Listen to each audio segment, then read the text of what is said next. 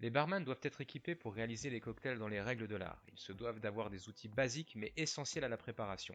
Découvrons ensemble le matériel du bar. Symbole du barman, le shaker sert à mélanger l'ensemble des ingrédients de densité différentes. Il en existe de différentes formes. On préférera l'efficacité plutôt qu'à l'esthétique. Le premier d'entre eux est le Boston Shaker, composé d'une timbale en métal dont le diamètre est supérieur à la deuxième partie en verre.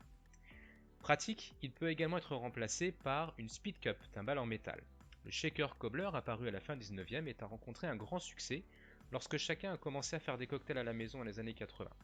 Facile d'utilisation, il présente l'avantage d'intégrer un filtre dans son bouchon. Le shaker parisien enfin est né en Europe au début du XXe siècle, inspiré du shaker Boston mais de forme plus élégante. Indispensable à l'utilisation d'un shaker Boston ou parisien, la passoire sert à filtrer les glaçons.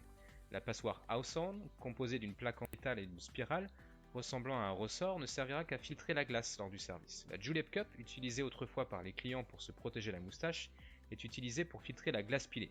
Enfin, la passoire fine permet de double filtrer le cocktail afin d'enlever la pulpe et la glace brisée pour obtenir un liquide parfaitement clair. La cuillère de bar est nécessaire pour la préparation des cocktails au verre directement ou pour la préparation au verre à mélange. On peut également l'utiliser pour mesurer certains ingrédients. Il existe différentes terminaisons à l'extrémité, comme un pilon auquel on préférera un vrai pilon, ou bien encore la teardrop facilitant son utilisation dans les deux sens. La forme torsadée permet une bonne prise en main, même lors de la formation de condensation. La longueur de la cuillère doit permettre d'accéder au fond du verre tout en restant maniable. Le jigger permet de mesurer avec précision les volumes des alcools de chaque recette. Il se compose en général de deux mesures différentes qui varient selon les pays. En Angleterre, par exemple, le doseur contient 2,5 et 5 centilitres. En France, la mesure est de 2,4. Aux États-Unis, la mesure s'exprime en onces. Il faudra penser à faire la conversion 1 once équivalent à 2,95 centilitres qu'on en égale à 3. Si certains barman parviennent à être parfaitement précis sans jigger, son utilisation est vivement conseillée pour un résultat optimum. Le verre à mélange est utilisé pour mélanger des cocktails destinés à être servis straight up, c'est-à-dire sans glace. Il s'agit d'un grand verre muni d'un bec verseur. Sa contenance doit être d'au moins 50 centilitres.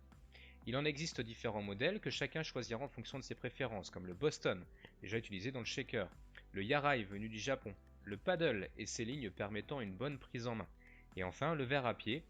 Quoi qu'il en soit, il se doit d'être solide afin de résister au choc du froid et des glaçons. D'autres outils composent la mallette du barman, comme par exemple le pilon, afin de broyer herbes, épices et fruits dans le fond du verre.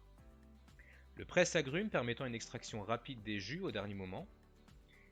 Les pelles à glace pour une utilisation rapide et les pinces pour une utilisation précise. Un économe permettant de réaliser zestes d'agrumes et autres décorations. Un canneleur pour des spirales d'agrumes à déposer sur le bord du verre. Un couteau d'office, bien sûr, parfaitement aiguisé. Un décapsuleur, est-ce nécessaire de préciser son utilité?